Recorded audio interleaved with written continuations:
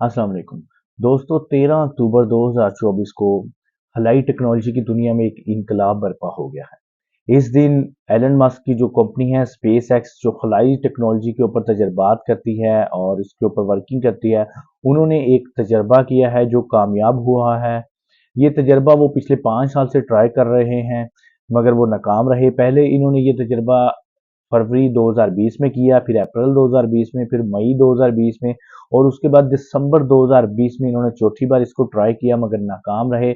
आप जो अपनी स्क्रीन पे जो वीडियोस देख रहे हैं, इसमें आप देख सकते हैं कि हर बार कोई नया फेलियर आया, कोई नया फॉल्ट आया और इनका ये तजर्बा कामयाब नहीं रहा। इसके बाद इन्होंने 4 साल, जो स्पेस एक्स की टीम है, उन्होंने अंत तक मेहनत की है इस प्रोजेक्ट के ऊपर, और उसके बाद 2024 अगस्त में ही रेडी था तजर्बे के लिए। मगर वहाँ की जो अथॉरिटी है FAA, फेडरल एविएशन एडमिनिस्ट्रेशन, उन्होंने इसको एक लाइसेंस इशू करना था। वो लाइसेंस लेट हुआ 1.5-2 माह। उसकी वजह से ये प्रोजेक्ट लेट हो गया और उन्होंने 13 अक्टूबर 2024 को इसको फिर फाइनली ये तजर्बा किया और इसमें कामयाबी हासिल हुई। ये तजर्बा क्या था, इसको समझने के लिए आपको पहले देखना होगा कि जो आपको मैं बता देता हूँ कि जो रॉकेट जो होते हैं, जो ज़मीन से दूसरे सियारों पे और चाँद पे जाते हैं, उनकी जो साख्त होती है वो इस तरह होती है कि इसका जो रॉकेट होता है उसके पीछे बूस्टर लगे होते हैं। वो पावर बूस्टर होते हैं। वो उनके अंदर फ्यूल होता है, बहुत ज़्यादा एनर्जी होती है, वो एनर्जी खारिज करते हैं जिसकी वजह से हरकत पैदा होती है और वो आगे को मूव करते हैं। और वो इतनी बड़ी तादाद में एनर्जी खारिज करते हैं और कि इतनी स्पीड उनकी बन जाती है आगे को मूव करने की, कि वो ये सैकड़ों टन वजनी जो रॉकेट होता है उसको ऊपर को धकेलते हैं, और इतना वो उसको पावर से धकेलते हैं कि उसको दूसरे सियारे पे अपनी मंजिल तक पहुंच जाता है वो रॉकेट। ये जो बूस्टर होते हैं ये दूसरे सियारे तक रॉकेट के साथ नहीं लगे रहते। ये एक खास ऊंचाई तक जाकर रॉकेट से अलग हो जाते हैं। जैसे ही ये रॉकेट से अलग होते हैं उसके बाद फिर या तो ये हवा में ही मौलिक होकर डिसॉल्व होकर ख़त्म हो जाते हैं, या फिर इन्हें समंदर या किसी दूसरी महफूज जगह पर, जहाँ पे आबादी ना हो और जानी नुकसान का कोई भी अंदेशा ना हो, वहाँ पे इनको तबाह कर दिया जाता है। ये दोबारा काबिल इस्तेमाल नहीं होते। इनकी, क्योंकि इनके अंदर फ्यूल होता है और बहुत ज़्यादा एनर्जी की ज़रूरत होती है, तो इनकी कॉस्ट बहुत ज़्यादा होती है। और कॉस्ट बहुत ज़्यादा होने की वजह से ही ये जो है ना, रॉकेट जो है, जो स्पेस में जाना या दूसरे सितारों पर जाने का जो प्रोजेक्ट है, उसकी लागत बहुत ज़्यादा होती है, कॉस्ट बहुत ज़्यादा होती है, क्योंकि ये जो बूस्टर होते हैं ये दोबारा इस्तेमाल नहीं हो सकते, ये तबाह हो जाते हैं एक ही प्रोजेक्ट में। तो जो एलन मस्क की कंपनी स्पेस एक्स थी, वो इसी चीज़ पे काम कर रही थी। ये जो बूस्टर होते हैं इनको रीयूज बनाया जाए। ये जब रीयूज हो सकते होंगे तो प्रोजेक्ट की जो कॉस्ट होगी वो बहुत कम हो जाएगी। जो सियारे पे, किसी भी दूसरे सियारे पर जाने की जो कॉस्ट है वो कम हो जाएगी, बहुत ही कम हो जाएगी। अगर ये फ्रीक्वेंटली इसको इस्तेमाल किया जाए तो जो कॉस्ट है वो 80 से 90% कम हो सकती है। अभी जो कॉस्ट है, एक जो नॉर्मल अच्छा जो बड़ा रॉकेट जो जमीन से दूसरे सियारों पर, चांद या किसी दूसरे सियारे पर जाता है, खला में जाता है, उसकी कॉस्ट तकरीबन 150 मिलियन डॉलर से 400 मिलियन डॉलर तक होती है। और जो अब इसके रीयूज होने से 62 मिलियन, इवन के अगर वो मुतअद्दिद बार उसको रीयूज किया जाए तो 30 मिलियन तक भी आ सकती है। इसके अलावा ये जो स्टारशिप है, अगर ये 100 टन टू ऑर्बिट के हिसाब से अगर इसका अंदाजा लगाया जाए तो ये तकरीबन $2 मिलियन तक भी ये इसको नीचे ला सकते हैं। ये इनको एलन मस्क की कंपनी ने इसको रीयूजेबल कैसे बनाया, उसके लिए आपको मैं ये वीडियो दिखाता हूँ। ये वीडियो देखें।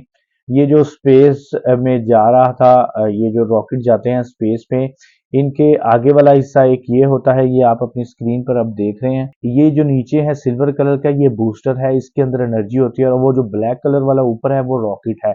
ये जो रॉकेट है ये दूसरे सियारे में जाएगा, खला पे जाएगा या चांद पे जाएगा।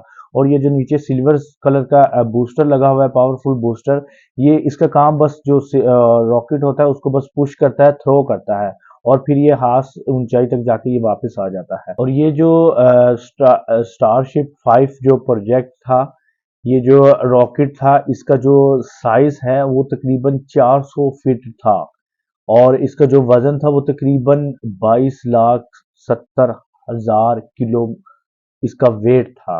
और जो बूस्टर इसके साथ लगा हुआ था उसका वेट इसके अंदर जो था वो 232 फुट उसकी जो लेंथ थी, तकरीबन 71 मीटर ये बनता है जो सुपर हैवी बूस्टर है। और इसका जो सुपर हैवी बूस्टर है उसका जो वजन जो बनता है वो 13,60,000 किलोमीटर बनता है। और इसने जो मैक्सिमम जो स्पीड इस प्रोजेक्ट की इसमें इसकी स्पीड थी वो 27,350 किलोमीटर थी। और ये जब गया है ऊपर, आप वीडियो में आप देख सकते हैं कि ये देखें ऊपर जो वो ब्लैक कलर का रॉकेट और नीचे वो बूस्टर लगा हुआ है।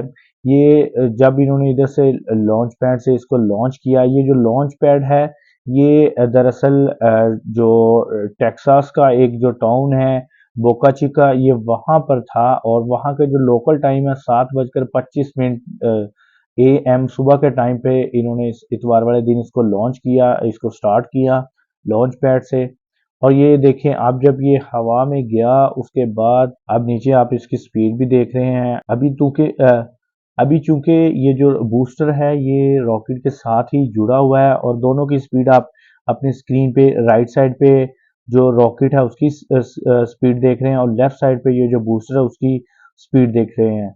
अभी चूंकि ये दोनों एक ही साथ हैं, जुड़े हुए हैं, जो जो बूस्टर है वो अटैच है रॉकेट के साथ, तो सेम स्पीड आ रही है।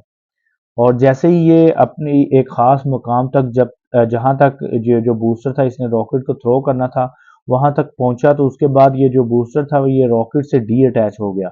ये जो बूस्टर है ये तकरीबन 2.5 से 3 मिनट तक उसके साथ रहा रॉकेट के साथ, और तकरीबन 96 किलोमीटर की जो ऊंचाई है उस तक पहुंच के ये रॉकेट से अलग हो गया।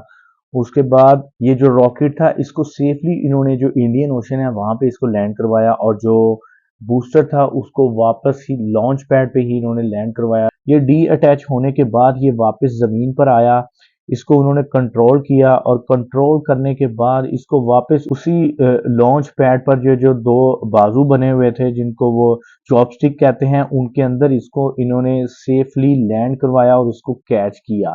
इस तरह ये जो बूस्टर था ये तबाह होने से बच गया, ये अब रीयूज हो सकता है दोबारा अगले प्रोजेक्ट में भी।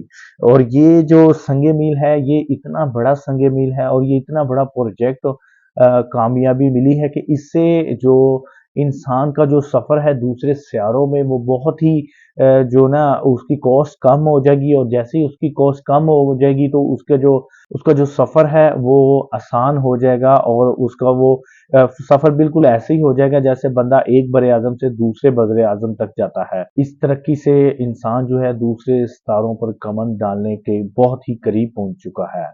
इजाज़त दीजिए, अगली वीडियो में फिर हाजिर होंगे। अपने चैनल को सब्सक्राइब करें, कमेंट करें, लाइक करें, शेयर करें। जज़ाकल्लाह, अल्लाह हाफ़िज़।